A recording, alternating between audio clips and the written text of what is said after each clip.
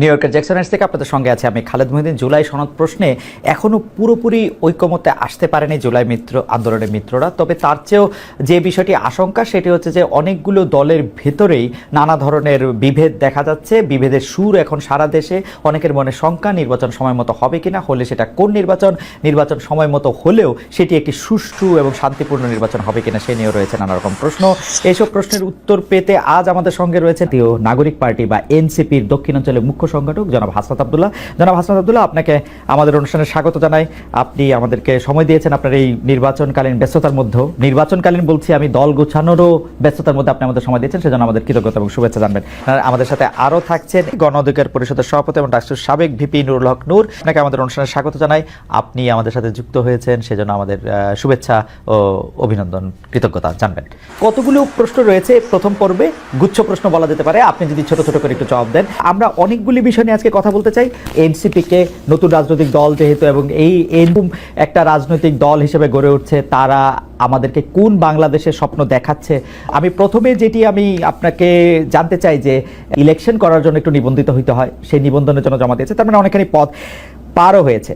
আমার প্রশ্ন হচ্ছে, এনসিপি দলটাকে যারা নেতৃত্ব দিবেন বা সারাক্ষণ যারা সামনে থাকবেন, আমি যারা পদবিতে থাকবেন, তারা কি এনসিপি থেকে বেতন নেবেন? আমাদের সভাপতি, সেক্রেটারি সহ আমাদের সংগঠনের প্রত্যেকটি পদ সেটি হচ্ছে রোটেট করা হবে যোগ্যতার ভিত্তিতে, এবং একটা টাইম ফ্রেম বেঁধে দেওয়া হয়েছে। আমি দেখেছি খুবই ভালো করেছেন এটা 3 বছর। আমার প্রশ্ন হচ্ছে, প্রথম দিকে যে 5 জন নেতৃত্ব দিবেন বা 10 জন নেতৃত্ব দিবেন, তারা কি দল থেকে বেতন নেবেন কিনা 3 বছর থাকলেও?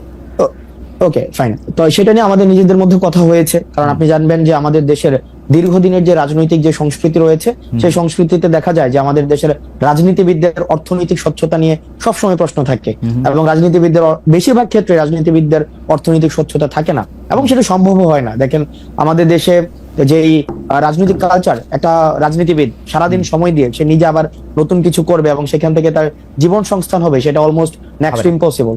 তো সেই জায়গা থেকে সেটা সম্ভব না। আমাদের দেশে দেখা যায় অনেক রাজনীতিবিদ একই সাথে নাকি আমরা অতীতে দেখেছি, সে হচ্ছে মৎস্য চাষ করে গরুর ফার্মও দেয়, তারপর হচ্ছে তার আইটি ফার্মও থাকে। মানে এটা কিন্তু আমরা দেখেছি, আমরা একদম আমাদের খুব নিকট অতীতে এই ধরনের আমাদের ঘটনা হয়েছে, এবং আমরা দেখেছি সারা বছর ধরে রাজনীতি করে কিন্তু বছর শেষে দেখা যায় ট্যাক্স ফাইলে 1000 কোটি টাকার মৎস্য জায়গা থেকে ইনকাম হচ্ছে। তো এই যে আমরা এক ধরনের দ্বিচারিতার একটা সংস্কৃতি, রাজনৈতিক সংস্কৃতি ছিল না, কিন্তু আমরা ক্রাউড ফান্ডিং পলিসিতে আমরা গিয়েছি, এবং সেখানে আমরা একটা বিষয় নিয়ে আলোচনা চলছে বর্তমানে। আমরা আমাদের জায়গা থেকে প্রস্তাব দিয়েছি, যারা হচ্ছে একদম ফুল টাইম পলিটিক্স করছে, আপনার একটা পদ হোল্ড করে খুব স্বাভাবিকভাবেই অন্য কোনো পেশাতে ওই সময়টায় সময় দেওয়া এটা ডিফিকাল্ট। সেজন্য আমরা প্রস্তাব দিয়েছি যে যাতে করে এটাকে বেতনভুক্ত করা হয়, যেন ওই পার্টিকুলার সময়ে যে সময়টা উনি ওই পদে থাকবেন, যাতে করে অন্য কিছুতে যুক্ত হতে না হয়। ওকে, তো ফুল টাইম যারা পলিটিক্স করবেন তারা আসলে বেতনভুক্ত হবেন। এটি আমরা কমিউনিস্ট পার্টিতে এর আগে দেখেছি, যে তারা ফুল টাইমার হলে তারা এরকম বেতন পাবেন। তো সেই ফুল টাইম কি আমরা প্রস্তাব যারা শুধু নেতৃত্ব দিবেন তারাই পাবেন, নাকি যারা কর্মী তারাও পাবেন? এটা কিভাবে ঠিক করা? আপনারা প্রস্তাবটা কি দিয়েছেন? না, আমরা প্রস্তাবটা দিয়েছি যে আমাদের তো এটার শুধু এক লেয়ারের নেতা কর্মী থাকবে না, শুধু একটা পরিবারের নেতা কর্মী বা একটা শুধুমাত্র ওই যে পিক এন্ড চুজ, যে আমাদের দেশে যেটা হইতো যে নেতার পছন্দ যারা থাকবে তারাই হচ্ছে পদে যাবে, এটার কোনো সুযোগ নাই। যোগ্যতার ভিত্তিতে কাউন্সিল হবে, কাউন্সিলের মধ্য দিয়ে আমাদের হচ্ছে একটা এক্সিকিউটিভ বডি থাকবে, একটা পলিটিক্যাল কাউন্সিল থাকবে, এবং হচ্ছে এক্সিকিউটিভ বডিটা হচ্ছে প্রেসিডেন্ট এবং সেক্রেটারি নিজের মতো করে কর্মসূচি বাস্তবায়নের জন্য যে তাহলে আমরা দেখলাম যে সভাপতি, সাধারণ সম্পাদক বা কেন্দ্রীয় কমিটিতে বা যতখানি আপনারা ঠিক মনে করেন ততজন লোক আসলে এখান থেকে আপনারা বেতন নেবেন, ক্রাউড ফান্ডিং এর মাধ্যমে হোক বা দলের অন্যান্য আয় থেকে হোক, এটা স্বচ্ছভাবে এটা হবে। এটা আমরা প্রপোজ করেছি এবং এটা আমরা দেখেন, আমরা শুরু থেকে একদম এই দল গঠনের শুরু থেকে বা তারও আগে থেকে শুরু থেকেই শুধুমাত্র আমাদের দলের মধ্য থেকে না, আপনি যদি আমরা সবাই চেয়েছি।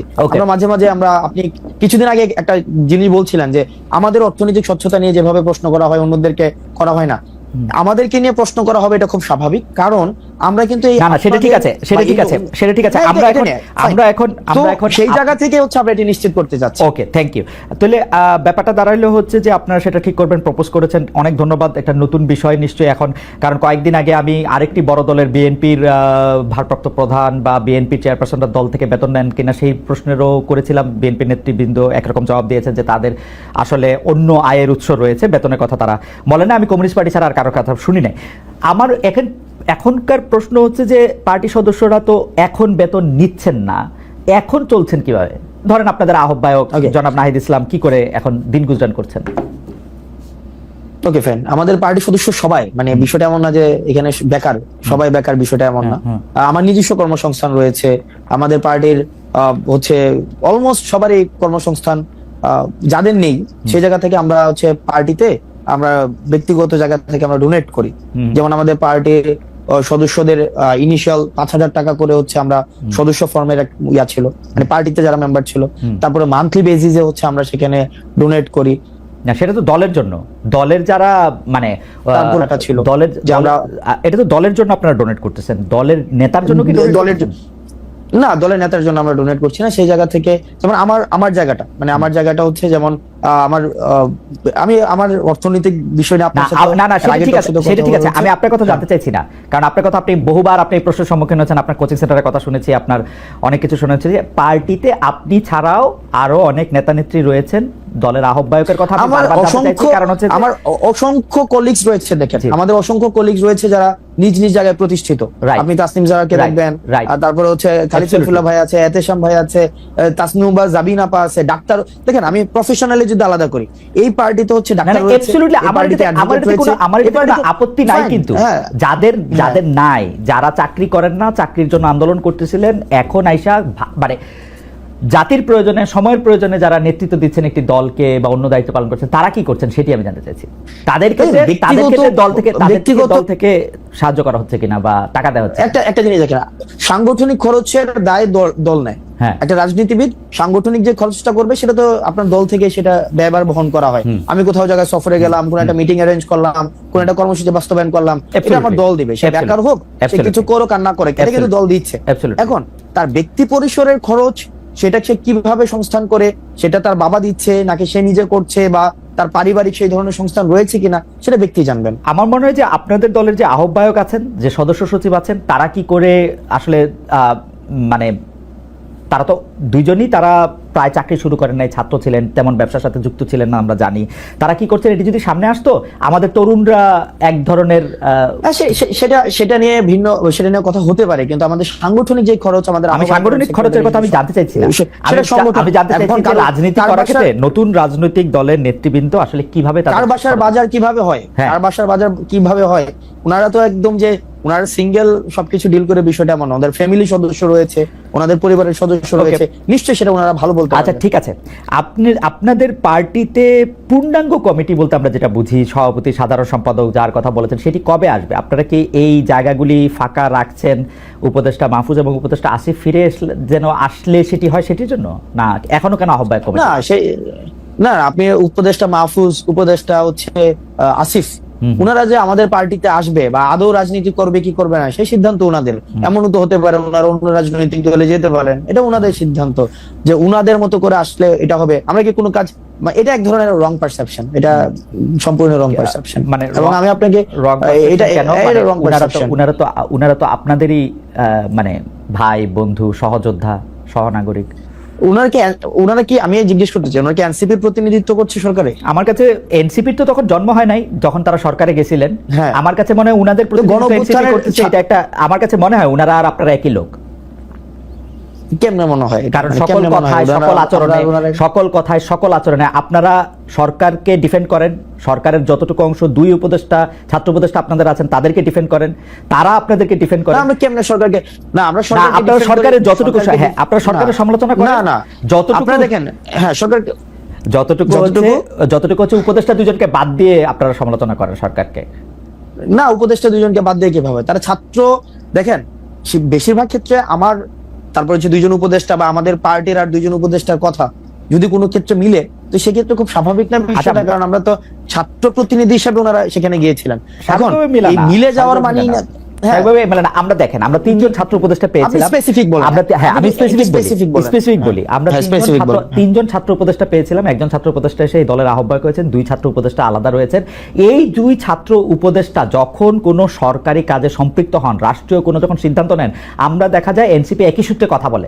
যেমন ধরা যাক দক্ষিণ ঢাকা নিয়ে মেয়র কে হবেন, ইশাক হবেন নাকি অন্য কেউ হবেন, সেটাতে উপদেষ্টা আসিফ এবং এনসিপির কথা পুরোপুরি মিলে যায়। স্পেসিফিক যদি আরো উদাহরণ চান তাহলে আমি এইরকম বলতে পারি যে কোনো একটা জায়গায় গিয়ে দেখেন উপদেষ্টা আসিফ যদি একটা সঠিক পজিশন নেন, একটা রাইট পজিশন নেয় কোন একটা বিষয়ে, হ্যাঁ। যে কোনো উপদেষ্টা, তো সেক্ষেত্রে এই পজিশনটাকে যদি আমরা এটাকে আবার acknowledge করি, সেক্ষেত্রে সেটা problem কি? না absolutely, কিন্তু বিষয়টা হচ্ছে কোন রং পজিশন যদি নেয়, সেটাকে ব্লাইন্ডলি যদি কখনো এটাকে এন্ডোর্স করতাম, তাহলে সেই বিষয়টা হচ্ছে আপনি বলতে পারতেন যে আমরা হচ্ছে ওনারা আমাদের প্রতিনিধিত্ব করছে। এই পর্যন্ত রাইট পজিশন এই পর্যন্ত দুইজন উপদেষ্টা যে কোনো সবগুলি রাইট পজিশন নিয়েছেন। না যে সবগুলো রাইট পজিশন নিয়েছে, মানে আপনি স্পেসিফিক বলেন। না আমি স্পেসিফিক বলবো না, এবার আপনি স্পেসিফিক বলেন আব্দুল্লাহ, আপনি এবার স্পেসিফিক বলেন। না সবগুলো তো রাইট। এইবার আপনি বলেন যে এইবার আপনারা বলেন যে সবগুলো রাইট নাই তো। এইবার আপনারা বলেন যে এই উপদেষ্টাদের মধ্যে কোন কাজের আপনারা সমালোচনা করেছেন এই দুই উপদেষ্টার? দেখেন এই দুই উপদেষ্টা, দেখেন আমরা শুরু থেকে বলছি, দেখেন এই দুই উপদেষ্টার কাজকে, এক নাম্বার হচ্ছে আমাদের যে মাহফুজ আব্দুল্লাহর কাজ হচ্ছে আমাদের এই যে মিডিয়া, তারপর হচ্ছে উনি তথ্য প্রযুক্তি মন্ত্রণালয় উনি দেখেন। আমরা কিন্তু বারবার বলে আসছি, যেমন মিডিয়া নিয়ে আমরা বারবার করে বলে আসছি যে দুইজন আমাদের ছিলেন, একজন নাহিদ ছিলেন এবং মাহফুজ আব্দুল্লাহ ছিলেন। ওনারা কিন্তু ফেল করছে, মাহফুজ আলম ছিলেন, ওনারা ফেল করছে। কারণ এই যে মিডিয়া যেভাবে সন্ত্রাস ম্যানুফ্যাকচার করেছে বা বৈধতা উৎপাদন করেছে, সেটির জন্য প্রয়োজনীয় ব্যবস্থা নেওয়ার দায়িত্ব ছিল, সেটা নিতে পারে নাই। এই কথাগুলো কিন্তু আমরা সব সময় বলে আসছি। এই ব্যাপারগুলো কিন্তু আচ্ছা যাই হোক হাসান, আজকে অনেক প্রথম কথা হলো আমি বলি, প্রথম কথা হলো যে আপনি আমার চেয়ে অনেক স্মার্ট। আপনি যদি এখন শাক দিয়ে মাছ ঢাকতে চান তাহলে আমি এটা আমি বলতেছি যে আপনি মাহফুজের বা আসিফের কোন কাজের আপনি সমালোচনা করছেন? আপনি বলতেছেন যে যথেষ্ট পরিমাণে যে যারা হাসিনার আমলে সম্মতি উৎপাদন করছে তাদের বিরুদ্ধে যে ব্যবস্থা নেওয়া হয় নাই, সেইটা হলো মাহফুজের ব্যর্থতা বা আসিফের ব্যর্থতা। না দেখেন আপনি অবশ্যই ব্যর্থতা কেন, মানে এখনো পর্যন্ত ওটা তো ওনার কাজ, এটার জন্য আবার আসিফকে দায়ী করা যাচ্ছে না। আসিফের কাজ হচ্ছে এলজিআরডি উনি দেখেন, উনি স্পোর্টস মিনিস্ট্রি দেখেন, আসিফ মাহমুদ এই দুইটা মন্ত্রণালয় দেখেন। এখন এই দুইটা মন্ত্রণালয়ের আপনি বলেন না যে কোন বিষয়গুলা আপনি বলেন। আমি ইশাকের কথা বললাম, মেয়র ইশাকের ক্ষেত্রে আসিফের অবস্থান এবং সেই আসিফ জনাব আসিফ নজরুল দেখেন আসিফকে আমরা কি দেখেন আমি একজন প্রশাসক, আসিফকে কোনোভাবে উত্তর ঢাকায় প্রশাসক নিয়োগের ক্ষেত্রে আসিফের গাজোয়ারি অবস্থান আপনারা কোনোদিন প্রতিবাদ করেন না। এটা অন্য কোনো দুটি ক্যাম্পেইন সোশ্যাল মিডিয়াতে আমরা দেখতে পাচ্ছি। একটি হচ্ছে ডক্টর ইউনূসকে 5 বছর ক্ষমতায় চাওয়া, দ্বিতীয়টি হচ্ছে বিএনপির যেসব জাতীয় নেতা নির্বাচনের দাবিতে সোচ্চার ছিলেন তাদের ব্যঙ্গ করে ক্যাম্পেইন। এই দুটি ক্যাম্পেইন নিয়ে আপনাদের অবস্থান কি? কোন চাওয়াটা বা কোন দাবিটার পক্ষে আপনারা? জনাব নুরুল হক নূর। ডক্টর ইউনূসকে 5 বছর নির্বাচিত সরকারে পাওয়ার একটা আকাঙ্ক্ষা আমাদের এই আন্দোলনের, বিশেষ করে ছাত্র আন্দোলনের একজন পরিচিত ছাত্র নেতা তিনি ফেসবুকে স্ট্যাটাস দিয়েছিলেন, যেটা কি মূলত অনেকে ভেবেছে যেহেতু তার সোশ্যাল মিডিয়াতে একটা বড় ফ্যান ফলোয়ার্স আন্দোলন কেন্দ্রিক আছে, অনেকে সেটা কপি করেছে, প্রচার করছে, ভাবছে যে যেহেতু তারা এই আন্দোলনের একটা পরিচিত মুখ বা পরিচিত নেতা, কাজে এটা হয়তো তাদের দৃষ্টিভঙ্গি। এবং যেহেতু তাদের মধ্যে আবার সরকারেও তাদের দুজন এখনো প্রতিনিধি আছে, 3 জন ছিল, একজন পদত্যাগ করে দল গঠন করেছে, অনেকে ভেবেছে তাহলে এটা বোধহয় এই সরকার ছাত্র নেতা তাদের একটা মনোভাব, তো কাজে এইটাকে পাবলিকলি এন্ডোর্স করা বা এটার পক্ষে জনমত গঠন করা, এইরকম ভাবেও কেউ ক্যাম্পেইনটা করতে পারে। তবে এটার সরকারের পক্ষ থেকেও জানানো হয়েছে যে এই ধরনের চিন্তা ভাবনা তাদের নাই। দ্বিতীয় কথা, সরকারের যদি থাকেও, এখানে আমি কিংবা সাকিব ভাইয়ের মতো আমরা যারা একটা গণতান্ত্রিক ব্যবস্থার জন্য আওয়ামী ফ্যাসিবাদের বিরুদ্ধে লড়াই করেছি, তারা তো সেটা কখনোই মানবো না। কাজে এই ক্যাম্পেইনের পক্ষে থাকার প্রশ্ন ওঠে না। এবং আপনি কি চান যে আপনি বলছেন যে ক্যাম্পেইনের পক্ষে, আপনি চান যে ডিসেম্বর বা জুনের মধ্যেই নির্বাচন হোক, সেটা আপনি চান? আচ্ছা, আমার পজিশনটা বলছি, আপনার দুইটার একটু উত্তর দিয়ে আসি। আর সেকেন্ড একটা ক্যাম্পেইন যেটা বলেছেন যে বিএনপির যেসব নেতা ইলেকশনের জন্য খুব সরব এবং সোচ্চার, তাদের বিষয়ে নানান ধরনের একটা ক্যাম্পেইন আবার চলছে, অনেককে হেয় করা হচ্ছে, নানানভাবে প্রশ্নবিদ্ধ করা হচ্ছে।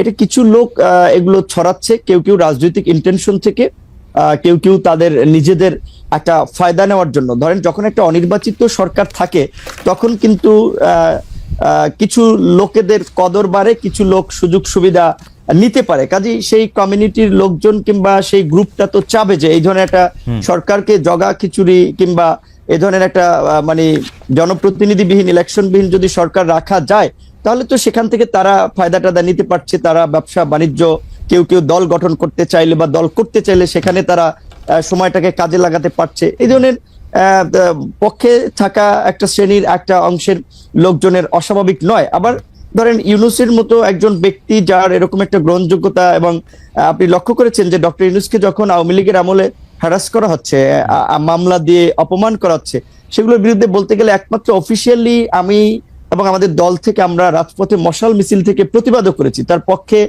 অনেকে আদালতে গিয়েছেন, সেটা ভিন্ন বিষয়। আমরা নৈতিক জায়গা থেকে তার পাশে দাঁড়িয়েছিলাম। তিনি যে আজকে সরকার প্রধান হবেন সেটা কিন্তু আমরা কখনো কল্পনাও ওইভাবে করি নাই। তো তিনি হয়েছেন, আমাদের একজন পছন্দের মানুষ ছিলেন, আমরা সবাই সন্তুষ্ট এবং আমরা তাকে সহযোগিতা করতে চাই ওই জায়গা থেকে যে এই অন্তর্বর্তীকালীন যে এই ফ্যাসিস্ট সরকার পালিয়ে যাওয়ার ফলে যে একটা সাংবিধানিক এবং রাজনৈতিক দেশে সংকট তৈরি হয়েছিল, এই পরিস্থিতি থেকে উত্তরণের জন্য এবং জন আকাঙ্ক্ষার একটা অবাধ, সুষ্ঠু, নিরপেক্ষ নির্বাচন করার জন্য আমরা একজন নিরপেক্ষ ব্যক্তিকে ইমাম বা নেতা বানিয়েছি, যে তিনি জনগণ এবং রাজনৈতিক দলগুলোর প্রতি ইনসাফ করবেন, একটা সুষ্ঠু নির্বাচনের পথে দেশকে এগিয়ে নিয়ে যাবেন।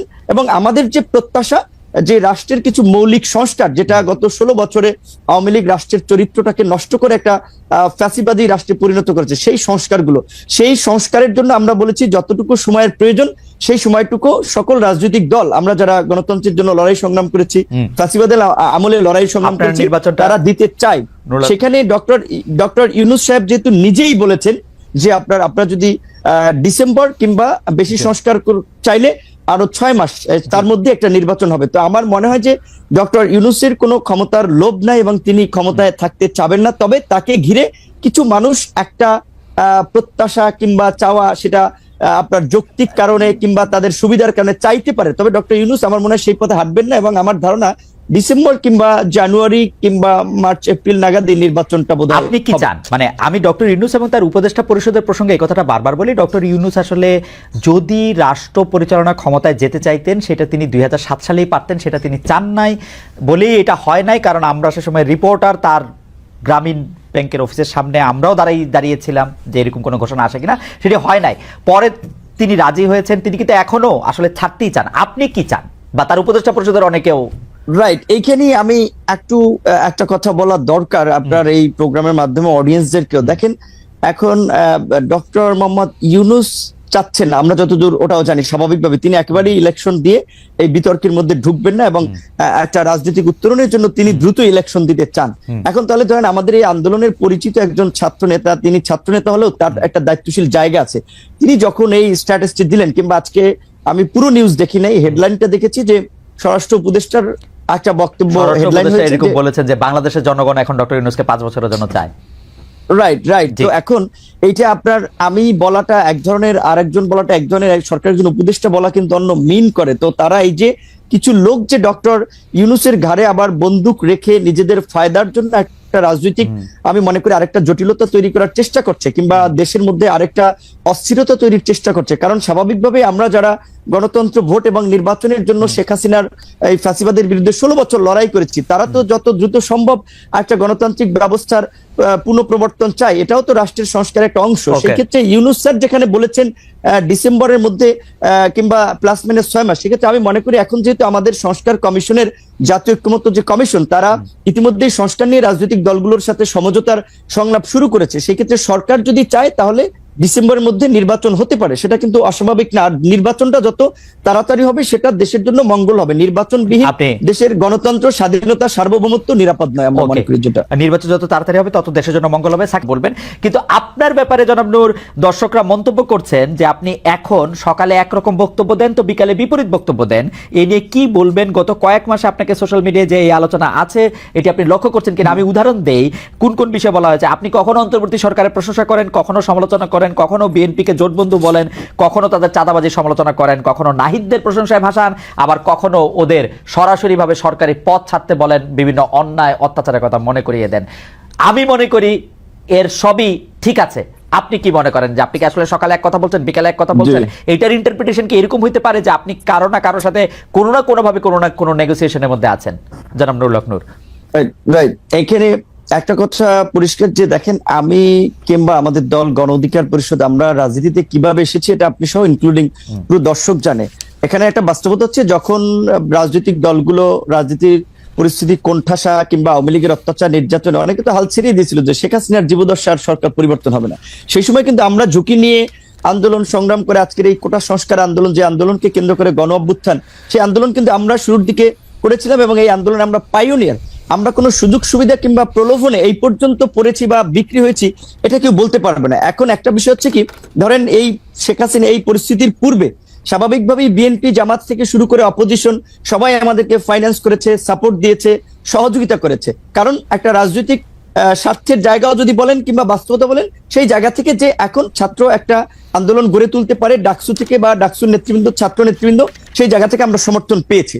5ই অগস্টের পরে যখন আবার একটা রাজনৈতিক নতুন ছাত্রদের একটা উত্থান হয়েছে কিংবা রাজনৈতিক দলগুলো আগে যারা কোণঠাসা ছিল, প্রকাশ্যে সভা সমাবেশ মিছিল মিটিং করতে পারতো না, এখন সবাই যেটা একটা ওপেন ফিল্ড পেয়েছে, কাজে রাজনৈতিক প্রতিযোগিতার জায়গা থেকে এখন সেই সময় যারা সহযোগিতা করছে তাদের অনেকেই কিন্তু এখন আবার ভিপি নূরদেরকে একটা মাথা ব্যথার কারণ মনে করে, যে কারণে অনেকে একটা ড্যামেজ করতে চায়, ক্যারেক্টার অ্যাসাসিনেশন করতে চায়। আগে যেটা আওয়ামী লীগ করেছে, যে কে বিকাশ এইটা ওইটা নানান ভাবে, এবং আপনি দেখেছেন কি হাস্যনষ্ট করেছে গত 7টি বছর। এখন অনেক কিছু বলেছে, কিন্তু একটা ঘটনারও কিন্তু প্রমাণ করতে পারে।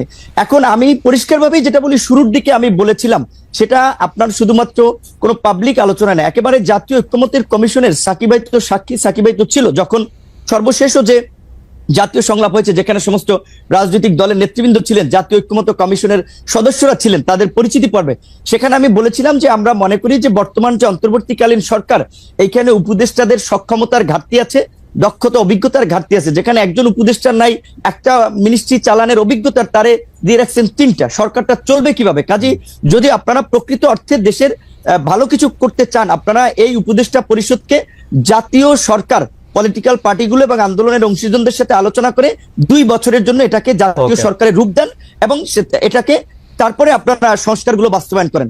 যেহেতু জাতীয় সরকারের পজিশনে আমি 2 বছরের সময়ের ক্ষেত্রে কিন্তু আমি একমত বলেছি, এবং এটা আওয়ামী লীগের আমলে আমি বলেছিলাম যে 2 বছরের জন্য জাতীয় সরকার। যেহেতু জাতীয় সরকার হয় না, এখন একটা সরকার হচ্ছে নির্দিষ্ট আপনার বলা চলে বলয়ের লোকজনের, এবং সেখানে এই যে ছাত্ররা এনসিপি একটা দল গঠন করেছে, আবার এনসিপির 2জন উপদেষ্টা আছে, তো এনসিপি সরকারের থেকে দল বানাবে, সরকারি সুবিধা নিয়ে দল বানাবে, এটা কি কোনো দল মানবে? যেই কারণে কিন্তু আমরা বলেছি শুরুর দিকে সরকারের যে গ্রহণযোগ্যতাটা ছিল বা রাজনৈতিক দলগুলোর যে সমর্থনটা ছিল, এখন কিন্তু সরকারের কিছু কর্মকাণ্ড উপদেষ্টাদের বক্তব্যে এখন সেই সমর্থনটা তারা হারাচ্ছে। সেই জায়গা থেকে আমি বলেছি যে শুরুর দিকে আমরা 2 বছর জাতীয় সরকার, এবং গতকালকে আমাদের সংস্কার কমিশনের যে প্রস্তাবনা, সেখানে আমরা বলেছি যে সরকার যদি আপনার এই সংস্কারগুলো বাস্তবায়ন করতে চায়, তবে অবশ্যই এই সরকারকে জাতীয় সরকারে রূপান্তর করে অধ্যাদেশের মাধ্যমে এই সংস্কারগুলো বাস্তবায়ন করবে রাজনৈতিক ঐক্যমত্যের ভিত্তিতে, অন্যথায় তারা পারবে না। কিন্তু সেই জায়গা থেকে আমি এইটুকু বলবো যে যারা এখন সত্যিকার অর্থে যারা এই এনসিপি কে কেন্দ্র করে কিছু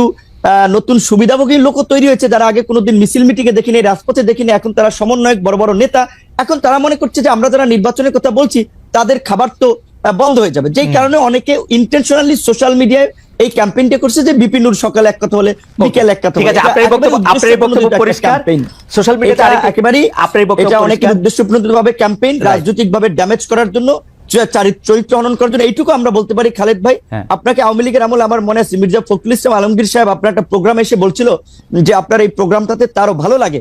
এখন দেখেন আপনাকে কিন্তু অনেকে গালি দিচ্ছে, আবার আওয়ামী লীগের দালাল কাছিবাদের দোষর বলে। অথচ আপনি যখন আওয়ামী লীগের আমলে ছাত্রলীগ কিংবা অনেককে এসে করা প্রশ্ন করেছেন, তখন আমরা তালি দিয়েছি, এখন আবার আমরা গালি দিই। এই যে আমাদের যে একটা স্বভাব, এই যে একটু বলি খালেদ ভাই, এই যে আমাদের যে মানে বলবো যে সস্তা একটা যে স্বভাব, আমার পক্ষে গেলে তালি, বিপক্ষে গেলে গালি, এইখান থেকে যদি আমরা জাতিকে বের করে নিয়ে আসতে না পারি, আমাদের সোসাইটিকে যদি সচেতন না করতে পারি, তাহলে কিন্তু আমরা যে নতুন বাংলাদেশ বিনির্মাণের কথা বলছি, রাষ্ট্র সংস্কারের কথা বলছি, এগুলো কিন্তু টেকসই হবে। আমাদের মানসিকতার পরিবর্তন। আমার মনে হয় যে এই ব্যাপারে কোনো সন্দেহ নাই। তবুও সোশ্যাল মিডিয়াতে যেহেতু আমার বিরুদ্ধে একটা সোশ্যাল মিডিয়াতে কথা আছে, যদিও এই প্রশ্ন আপনাকে অনেকবার করেছি, তারপরেও এই প্রশ্ন আপনাকে আরেকবার করছি, এটা যদি আপনি হ্যাঁ বা